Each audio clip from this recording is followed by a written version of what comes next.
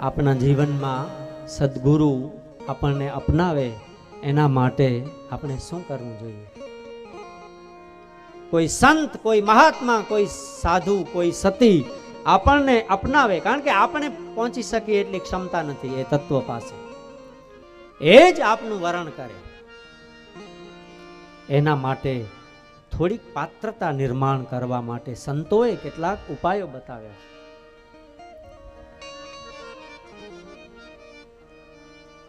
હમણાં ચૂંટણીની આચાર સંહિતા ચાલુ છે.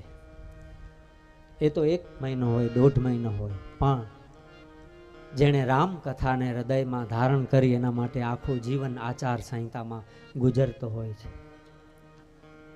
કેમ બોલવું, કેમ ચાલવું, એક એક શબ્દ બ્રહ્મ છે, એનો ક્યાંક દુરુપયોગ ન થાય.